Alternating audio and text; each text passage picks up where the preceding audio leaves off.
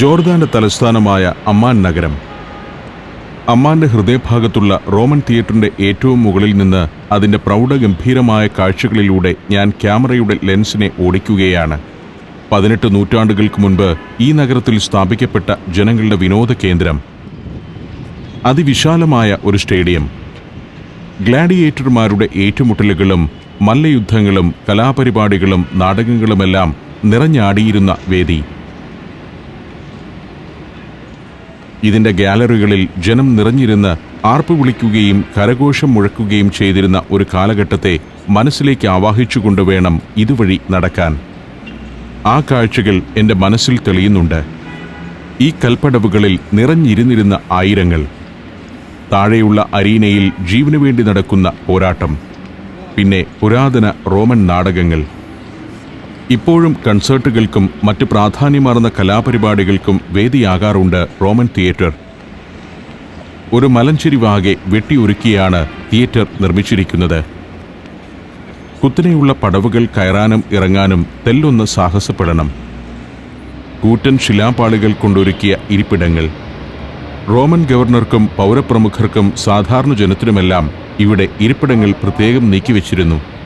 6000 പേർക്കിരുന്ന് അരീനയിലെ പരിപാടികൾ ആസ്വദിക്കാവുന്ന ഗാലറി. ആധുനിക കാലത്ത് എല്ലാ സ്റ്റേഡിയങ്ങൾക്കും മാതൃകയായിട്ടുള്ളത് റോമാക്കാർ തങ്ങളുടെ അധീനതയിലുണ്ടായിരുന്ന നഗരങ്ങളിൽ പണിതുവച്ചിരുന്ന ഇത്തരം തിയേറ്ററുകൾ തന്നെയാണ്.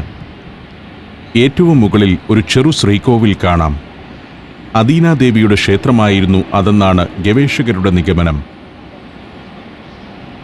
അതിൻ്റെ ഇരുഭാഗത്തുമുള്ള പൊത്തുകളിൽ പണ്ട് 2 ശില്പങ്ങൾ ഉണ്ടായിരുന്നുവെന്നും ഏതോ കാലഘട്ടത്തിൽ അത് തകർക്കപ്പെടുകയായിരുന്നുവെന്നുമാണ് കണ്ടെത്തിയിരിക്കുന്നത്.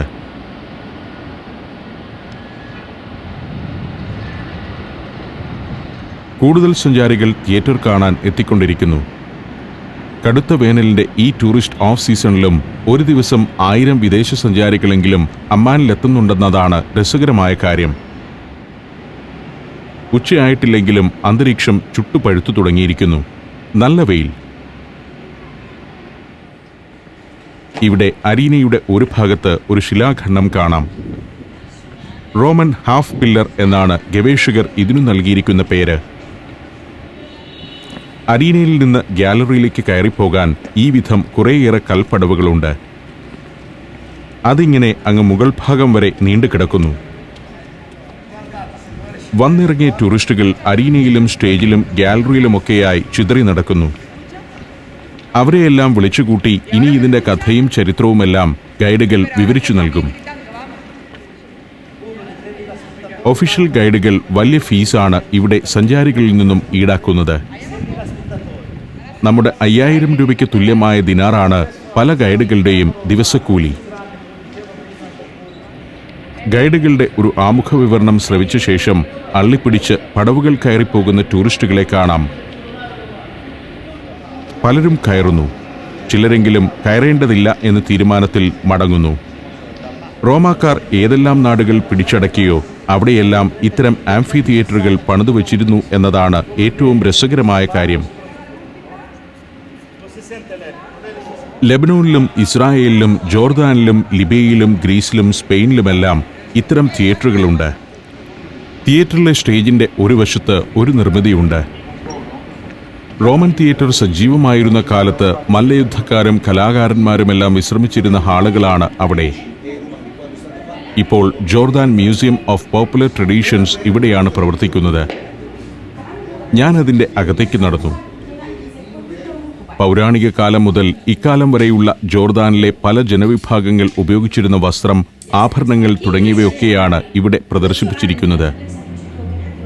ജോർദാന്റെ പൗരാണികമായ വസ്ത്രങ്ങൾ ഇവിടെ കാണാം. ഓരോ ഗോത്രങ്ങൾക്കും തനതായ വസ്ത്രധാരണ രീതികൾ ഇവിടെയുണ്ട്. ജോർദാനിലെ വിഭിന്ന ഗോത്രവിഭാഗങ്ങളുടെ പരമ്പരാഗതമായ വസ്ത്രങ്ങൾ,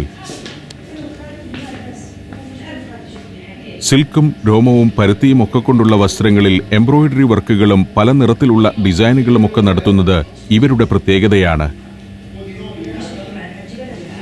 ജോർദാന്റെ ദേശീയ മ്യൂസിയമാണിത്. ജോർദാനിൽ ഉപയോഗത്തിലിരുന്ന പാത്രങ്ങളാണ് മറ്റൊരു മുറിയിൽ പ്രദർശിപ്പിച്ചിരിക്കുന്നത്. ബൈബിൾ കാലഘട്ടത്തിലൊക്കെ ഉപയോഗിച്ചിരുന്ന കുടങ്ങളും കൂജകളുമെല്ലാമാണ്. സ്ത്രീകളുടെ നെക്ലേസുകളാണ് ഇത്. വെള്ളി കൊണ്ട് നിർമ്മിച്ച തുണി കൊണ്ടുള്ള ഒരു പട്ടയിൽ തുന്നിച്ചേർത്താണ് ഇവ ഉപയോഗിച്ചിരുന്നത്. കിർദാൻ എന്നാണ് ഇത്തരം വലിയ നെക്ലേസുകൾ അറിയപ്പെടുന്നത്. കാൽച്ചുലങ്കയും അരപ്പട്ടയുമാണിത്. ഒരുപക്ഷെ നർത്തകിമാരുടെ വേഷമായിരുന്നിരിക്കാം. വള, മോതിരം, മൂക്കുത്തി തുടങ്ങിയ ആഭരണങ്ങളെല്ലാമുണ്ട്. ഹാളുകളിൽ വളരെ കുറച്ച് വസ്തുക്കൾ മാത്രമേ പ്രദർശിപ്പിച്ചിട്ടുള്ളൂ. പക്ഷേ ഇതിനെ ആ കാലഘട്ടവുമായി ചേർത്ത് വച്ചു കാണണം. 1000-ഉം 2000-ഉം വർഷം മുമ്പുണ്ടായിരുന്നവർ അണിഞ്ഞിരുന്ന ആഭരണങ്ങൾ. മ്യൂസിയം കാണാൻ വന്നിരിക്കുന്ന ആളുകളുടെ വസ്ത്രധാരണവും വിചിത്രം തന്നെ. അതും എൻ്റെ ക്യാമറയ്ക്ക് വിഷയമാണ്. മറ്റൊരു ഹാളിൽ ഇസ്ലാമിക കാലഘട്ടത്തിൻ്റെ ആരംഭനാളുകളിൽ ജോർദാനിലുണ്ടായിരുന്ന പാത്രങ്ങളും ഉപകരണങ്ങളുമൊക്കെയാണ് പ്രദർശിപ്പിച്ചിരിക്കുന്നത്. അക്കാലത്തെ പരുത്തികൊണ്ടുള്ള പരുക്കൻ വസ്ത്രങ്ങളും ഇതിലുണ്ട്.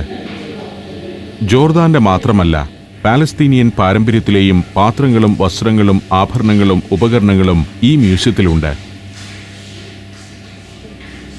1971 പ്രവർത്തനമാരംഭിച്ച മ്യൂസിയമാണിത്.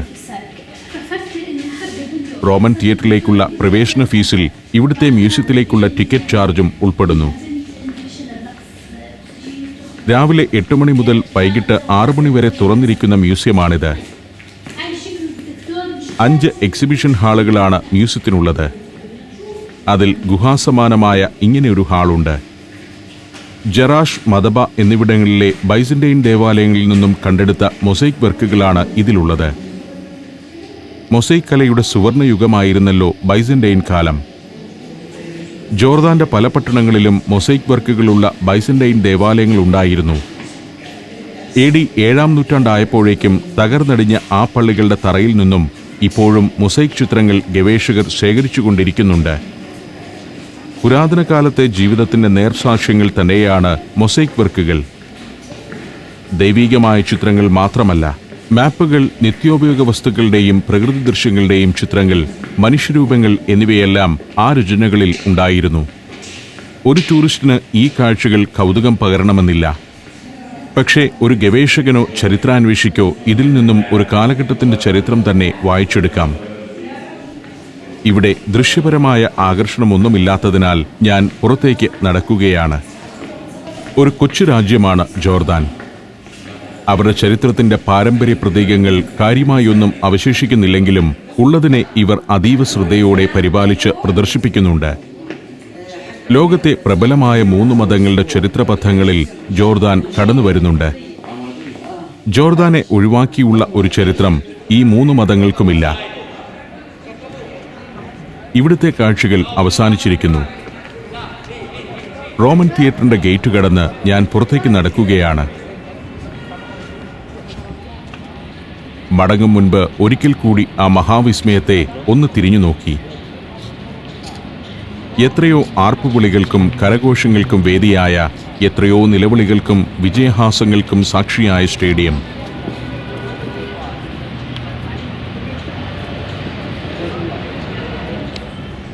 റോമൻ തിയേറ്ററിന്റെ മുൻഭാഗത്ത് കൽത്തൂണുകൾ നിരന്നു നിൽക്കുന്ന ഒരു നടവഴിയാണ്. ഫിലാഡൽഫിയ ഫോറം എന്നാണ് ഇവിടം അറിയപ്പെടുന്നത്. റോമൻ ഭരണകാലത്തെ അമ്മാന്റെ നാമമാണ് ഫിലാഡൽഫിയ. റോമാ നഗരത്തിൽ ഉണ്ടായിരുന്നതുപോലെ ഒരു ഫോറം ഇവിടെയും ഉണ്ടായിരുന്നു. തകർന്നുപോയ ഓരോ തൂണിന്റെയും വലിപ്പം എത്രയായിരുന്നെന്ന് തകരാതെ ക്യാപിറ്റലോടുകൂടി നിൽക്കുന്ന തൂണുകളിൽ നിന്നും വ്യക്തമാണ്. പൂർണ്ണതയോടെ നിലനിന്ന കാലത്ത് ഈ തൂണുകൾക്ക് മീതെ ഒരു മേൽക്കൂര ഉണ്ടായിരുന്നു. തൂണുകൾക്കും ഇടതുവശത്തെ കൽഭിത്തികൾക്കുമിടയിലായിരുന്നു മേൽക്കൂരയുടെ പ്രധാന ഭാഗം. മഴ കൊള്ളാതെയും വെയിൽ ഏൽക്കാതെയും ആളുകൾ നടന്നിരുന്ന, ആളുകൾ ഒത്തുകൂടിയിരുന്ന, വ്യാപാരം നടന്നിരുന്ന ഏറെ സജീവമായ ഒരു പ്രദേശമായിരുന്നു അന്നിത്. എത്രയോ ജനതതികൾ ഇതിലെ കടന്നുപോയിരിക്കുന്നു. പുറത്തേക്കിറങ്ങുമ്പോൾ ഇവിടെ ഒരു കലാകാരനെ കാണാം. മരുഭൂമിയിൽ നിന്നും ലഭിക്കുന്ന വർണ്ണപ്പാറകൾ പൊടിച്ച് കുപ്പികളിൽ മണൽ ചിത്രങ്ങൾ ഉണ്ടാക്കുകയാണ് ഇദ്ദേഹത്തിൻ്റെ തൊഴിൽ. കുപ്പിക്കുള്ളിൽ പല ചിത്രങ്ങൾ മാത്രമല്ല, ആവശ്യമെങ്കിൽ നമ്മുടെ പേരെഴുതി തരികയും ചെയ്യും. ഞാൻ അയാളുടെ കരവിരുത് കണ്ടു നിൽക്കെ ഡ്രൈവർ ഹാബിസ് കാറിലിരുന്ന് വിളിക്കുന്നു. പുറപ്പെടാം എന്നാണ് സൂചന. ഹാബിസിന്റെ കാറിൽ കയറി യാത്ര തുടരുകയാണ്. ഇനി അൽ കരാക്ക് എന്ന പ്രദേശത്തേക്കാണ് പോകുന്നത്. കരാക്ക് കാസിൽ ഉൾപ്പെടെ പ്രശസ്തമായ കാഴ്ചകളുള്ള പ്രദേശമാണത്. അമ്മാനിൽ നിന്നും 90 കിലോമീറ്റർ സഞ്ചരിക്കണം അൽ കരാക്കിലേക്ക്. മരുഭൂമിയുടെ നടുവിലുള്ള ഒരു കൊച്ചു പട്ടണമാണത്. അൽ കരാക്ക് കണ്ട ശേഷം ഇന്ന് വൈകുന്നേരത്തോടെ പെട്ര എന്ന പ്രസിദ്ധമായ ചരിത്ര നഗരത്തിലേക്ക് എത്തണം. പെട്രയിലാണ് ഇന്ന് വൈകിട്ട് എന്റെ താമസം. Saudi Arabia, United Arab Emirates, Kuwait. സഞ്ചാരം വോള്യം നമ്പർ 20. ഫുൾ HD-യിലുള്ള അപൂർവ ദൃശ്യയാത്രാ വിവരണ ശേഖരം ഉടൻ സ്വന്തമാക്കാൻ സഞ്ചാരം എന്ന് SMS ചെയ്യൂ. ഫോൺ 9995444222. നേരം 11:30 നഗരത്തിലെ അൽ ഹുസൈൻ മോസ്കാണ് ഇടതുഭാഗത്തു കാണുന്നത്. മോസ്കിന്റെ എതിർവശത്തെല്ലാം തിരക്കേറിയ തെരുവുകളാണ്. അമ്മാന്റെ പരമ്പരാഗത വാണിജ്യ തെരുവുകൾ. പരമ്പരാഗതമെന്ന വിശേഷണം പൂർണ്ണമായി അങ്ങ് യോജിക്കുകയുമില്ല. കാരണം ഒരു 100 വർഷം കൊണ്ട് വികസിച്ച പ്രദേശങ്ങളാണ് ഇതെല്ലാം. അമ്മാന്റെ ശരിക്കുള്ള തെരുവ് കാഴ്ചകൾ ഇതുതന്നെയാണ്. ഇതിലൂടെ യാത്ര ചെയ്യുമ്പോൾ അമ്മാൻ എന്ന നഗരത്തിന് അതിദ്രുതമുണ്ടായിക്കൊണ്ടിരിക്കുന്ന വളർച്ചയെക്കുറിച്ചാണ് എൻ്റെ ചിന്ത. 2003 ഇറാഖ് യുദ്ധം കൊണ്ട് പ്രയോജനം ലഭിച്ച മിഡിൽ ഈസ്റ്റ് നഗരമാണ് അമ്മാൻ. അന്ന് ബാഗ്ദാദിൽ കേന്ദ്രീകരിച്ചിരുന്ന പല ബഹുരാഷ്ട്ര കമ്പനികളും തങ്ങളുടെ ആസ്ഥാനം അമ്മാനിലേക്ക് പറിച്ചു നടുകയായിരുന്നു. മിഡിൽ ഈസ്റ്റിലും വടക്കൻ ആഫ്രിക്കയിലുമായി പ്രവർത്തിക്കുന്ന മിക്ക ബഹുരാഷ്ട്ര കമ്പനികളും ദുബായിക്കും ദോഹയ്ക്കുമൊപ്പം അമ്മാനെയും തങ്ങളുടെ പ്രവർത്തന കേന്ദ്രമാക്കുകയാണ്. ഹാബീസ് എന്ന ഈ ഡ്രൈവർക്ക് എൻ്റെ പ്രവൃത്തികളെല്ലാം കൗതുകമാണ്. അദ്ദേഹത്തിന് ചില ചിട്ടകളുണ്ട്. തനിക്കിഷ്ടമുള്ളിടത്തെ വണ്ടി നിർത്തൂ. ഞാനൊരിടത്ത് നിർത്താൻ പറഞ്ഞാൽ ഹാബീസ് ഗവനിക്കില്ല. ഹാബീസിനെ മേയ്ക്കാൻ പ്രയാസമാണെന്നതാണ് ഞാൻ നേരിടുന്ന പ്രശ്നം. മുന്നിൽ സിലിണ്ടർ ആകൃതിയിലുള്ള ഒരു കെട്ടിടം കാണാം. അമ്മാനിലെ റോയൽ ഹോട്ടലാണ് അത്. ടൂറിസ്റ്റുകൾക്ക് വേണ്ടിയുള്ള വിവിധ ഹോട്ടലുകളെല്ലാം അമ്മാനിൽ നിർമ്മാണത്തിലാണിപ്പോൾ. അടുത്ത കാലം വരെ ജോർദാൻ ഒരു ടൂറിസ്റ്റ് ഫ്രണ്ട്ലി രാജ്യമായിരുന്നില്ല. ഹോളിലാൻഡിലേക്ക് പോകുന്ന ആളുകളെ ഇസ്രായേലിലേക്ക് കടത്താനുള്ള ഒരു സൂത്രവഴി എന്ന രീതിയിലാണ് ജോർദാന്റെ ടൂറിസം വികസിച്ചിരുന്നത്. എന്നാൽ ഇന്ന് ആ നില മാറിയിരിക്കുന്നു. ജോർദാൻ കാണാനും അനുഭവിക്കാനും വേണ്ടി ലക്ഷക്കണക്കിന് വിദേശികളാണ് ഇപ്പോൾ ഓരോ മാസവും ഇന്നാട്ടിൽ എത്തിക്കൊണ്ടിരിക്കുന്നത്. 2013 20 ലക്ഷം ടൂറിസ്റ്റുകൾ അമ്മാൻ നഗരത്തിൽ മാത്രം എത്തുകയുണ്ടായി. എങ്കിലും ജോർദാനും ജോർദാനിലെ ടൂർ കമ്പനികളുമൊന്നും ഒട്ടും ടൂറിസ്റ്റ് ഫ്രണ്ട്ലി അല്ലെന്ന് പറയാം. ഏതു സേവനത്തിനും ഇവർ വലിയ തുകയാണ് ഈടാക്കുന്നത്. ഒരു ഹോട്ടൽ മുറി ഇന്റർനെറ്റ് വഴി നമ്മുടെ 3500 രൂപയ്ക്ക് ലഭിക്കുമെങ്കിൽ ട്രാവൽ ഏജന്റ് അതിന് 4500 ഈടാക്കും. കേരളത്തിൽ നിന്ന് വരുന്ന ഒരാൾക്ക് വരണ്ട ഈ ഭൂപ്രകൃതി ഒട്ടും ആകർഷകമായിരിക്കില്ല. തലയ്ക്ക് മുകളിലൂടെ ഒരു സുന്ദരൻ പാലം കടന്നു പോകുന്നു. അബ്ദുൾ പാലമാണത്. ആ പാലത്തിലൂടെ ഞാൻ കഴിഞ്ഞ ദിവസം കടന്നുപോയിരുന്നു. അമ്മാന്റെ 2 മലകളെ ബന്ധിപ്പിക്കുന്ന ഒരു കൂറ്റൻ പാലം. ഇന്ന് അമ്മാന്റെ ഗതാഗത വികസനത്തിൽ അബ്ദൂൺ പാലത്തിന് നിർണായക സ്ഥാനമുണ്ട്. അബ്ദൂൺ പ്രദേശത്തുകൂടിയാണ് യാത്ര. ഇതിലൂടെ കടന്നുപോകുമ്പോൾ ജോർദാന്റെ ആധുനിക ചരിത്രമാണ് എൻ്റെ ചിന്തയിൽ. ജോർദാൻ നദിക്ക് കിഴക്കുള്ള പാലസ്തീൻ പ്രദേശങ്ങൾ എല്ലാം കൂടി കൂട്ടിച്ചേർത്താണ് 1922 Britain trans Jordan Arab emirate രൂപീകരിച്ചത്. അബ്ദുള്ള ഒന്നാമനെ അമീറായി നിയമിച്ചെങ്കിലും ബ്രിട്ടീഷ് ഹൈക്കമ്മീഷണർക്കായിരുന്നു അന്നെല്ലാം ജോർദാന്റെ യഥാർത്ഥ നിയന്ത്രണം. 1946 മെയ്യിൽ ട്രാൻസ് ജോർദാൻ കരാർ അവസാനിച്ചപ്പോൾ മാത്രമാണ് ജോർദാൻ ശരിക്കും സ്വതന്ത്ര രാഷ്ട്രമായത്. വലതുവശത്ത് ഇക്കാണുന്നത് താജ് മാൾ ആണ്. നഗരത്തിലെ ഏറ്റവും പ്രശസ്തമായ പുതിയ കാല മാളുകളിൽ ഒന്നാണത്.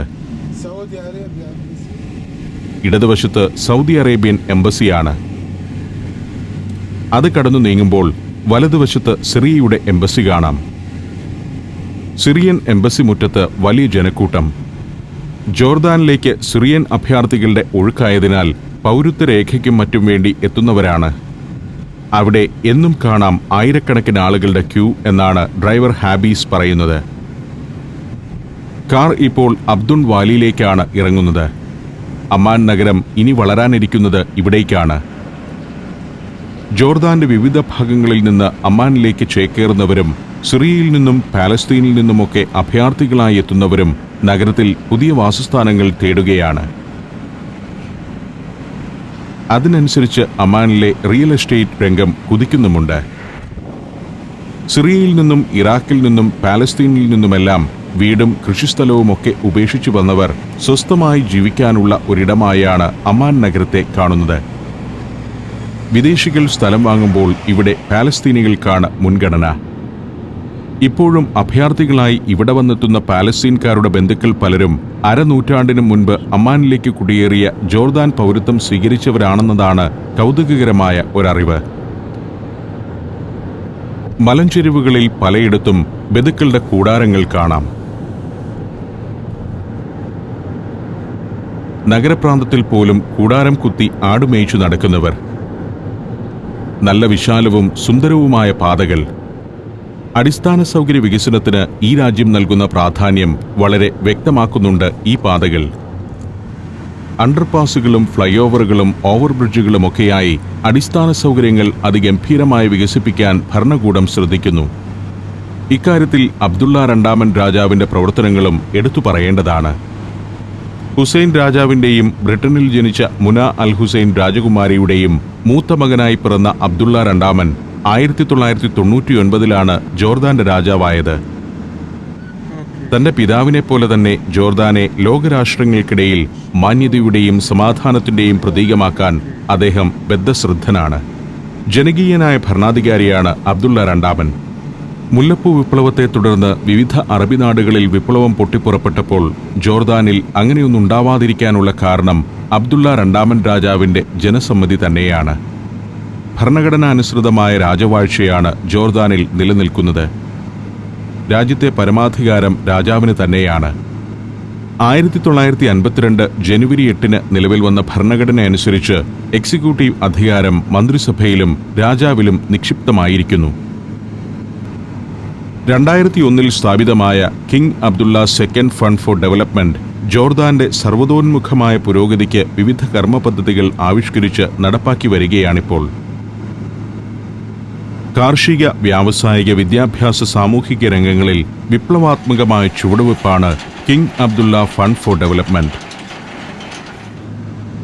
മുഹമ്മദ് നബിയുടെ വംശവൃക്ഷത്തിൽ 43-ാം തലമുറയിൽപ്പെട്ടയാളാണ് അബ്ദുള്ള രണ്ടാമൻ രാജാവ്. അദ്ദേഹത്തിന്റെ പരമ്പരയായ ഹാഷമൈറ്റ് രാജവംശത്തിലെ 5-ാമത്തെ രാജാവാണ് അദ്ദേഹം. കുവൈറ്റിൽ പാലസ്തീനി ദമ്പതികളുടെ മകളായി പിറന്ന റാണിയ അൽ യാസിനാണ് അബ്ദുള്ള രണ്ടാമന്റെ ഭാര്യ. രാജദമ്പതികൾക്ക് 4 മക്കളാണുള്ളത്. ആദ്യകാലത്ത് ഇസ്രായേൽ രാഷ്ട്രത്തിന്റെ രൂപീകരണത്തെ എതിർക്കുകയും അറബി രാജ്യങ്ങൾക്കൊപ്പം ചേർന്ന് ഇസ്രായേലിനെ ആക്രമിക്കുകയും ചെയ്ത രാജ്യമാണ് ജോർദാൻ. എന്നാൽ 1994 മുതൽ ഈ 2 രാജ്യങ്ങളും തമ്മിൽ നല്ല ബന്ധത്തിലാണ്. അന്നുണ്ടാക്കിയ കരാർ അനുസരിച്ച് ജെറുസലേമിലെ പുണ്യസ്ഥലങ്ങളിൽ ജോർദാനും പങ്കാളിത്തമുണ്ട്. ചിലയിടത്തെത്തുമ്പോൾ ഒലിവ് തോട്ടങ്ങളാണ് കാഴ്ചയിലേക്കെത്തുന്നത്. അമ്മാൻ നഗരത്തിന്റെ പ്രാന്തഭാഗങ്ങളും ജോർദാൻ നദിയുടെ തീരങ്ങളുമൊഴികെ ബഹുഭൂരിഭാഗവും ഭൂപ്രദേശവും വരണ്ടുണങ്ങിക്കിടക്കുകയാണെന്നതാണ് കൗതുകകരമായ കാര്യം. ജലദൗർലഭ്യമാണ് ജോർദാന്റെ വലിയൊരു ശതമാനം ഭൂഭാഗവും നേരിടുന്ന ഏറ്റവും വലിയ പ്രതിസന്ധി. ഈ കാണുന്ന ഗ്രീൻ ഹൗസുകളിലൊക്കെ കൃഷി നടക്കുന്നുണ്ട്. കാർ ഒരു ഹൈവേയിലേക്ക് കയറിയിരിക്കുന്നു. അമ്മാനിൽ നിന്ന് തുടങ്ങി അക്ബ എന്ന തുറമുഖ പട്ടണം വരെ നീണ്ടുകിടക്കുന്ന വളരെ സുപ്രധാനമായ ഒരു ഹൈവേയാണിത്. ജോർദാന് ആകെയുള്ള തുറമുഖമാണ് അക്ബ. ചെങ്കടൽ തീരത്തുള്ള ഈ ചെറുനഗരം വഴിയാണ് ജോർദാനിലേക്ക് ഉൽപ്പന്നങ്ങൾ വരുന്നതും ഇവിടെ നിന്നും കയറ്റി അയക്കുന്നതും. തുറമുഖത്ത് വന്നെത്തുന്ന എല്ലാ വസ്തുക്കളും അമ്മാൻ ഉൾപ്പെടെയുള്ള നഗരങ്ങളിലേക്ക് നീങ്ങുന്നത് ഈ പാതയിലൂടെയാണ്. അതിർത്തിയിലേക്ക് നീണ്ടുകിടക്കുന്ന പാത എന്ന നിലയിലും ഈ ഹൈവേ സുപ്രധാനം തന്നെ. സൗദി അറേബ്യയുമായി ജോർദാൻ അതിർത്തി പങ്കിടുന്ന പ്രദേശവും അക്ബയാണ്. ജോർദാന്റെ തന്നെ നട്ടെല്ലാണ് ഈ ഹൈവേ എന്ന് പറയാം. പാതയുടെ ഇരുവശത്തും നോക്കത്താ ദൂരം പരന്നുകിടക്കുന്ന മരുഭൂമിയാണ്. ഇടയ്ക്കിടെ ചില സ്പെഷ്യൽ എക്കണോമിക് സോണുകൾ കാണാം. ഇതൊരു ഫ്രീ സോൺ ആണെന്നാണ് ഡ്രൈവർ ഹാബിസ് പറയുന്നത്. ഹൈവേയിൽ കയറിയാൽ ഹാബിസ് 110 കിലോമീറ്ററിൽ കുറഞ്ഞ സ്പീഡിൽ വണ്ടി വിടില്ല. മരുഭൂമിയിലൂടെ പറന്നു പോകുന്ന അനുഭവം, മരുഭൂ കാഴ്ചയും എനിക്ക് കൗതുകമാണ്. ഗൾഫിൽ പോകാത്ത മലയാളിക്ക് സുപരിചിതമല്ലാത്ത മരുഭൂ കാഴ്ചകളിലേക്ക് ക്യാമറ തുറന്നുവെച്ച് ഞാൻ സഞ്ചാരം തുടരുകയാണ്.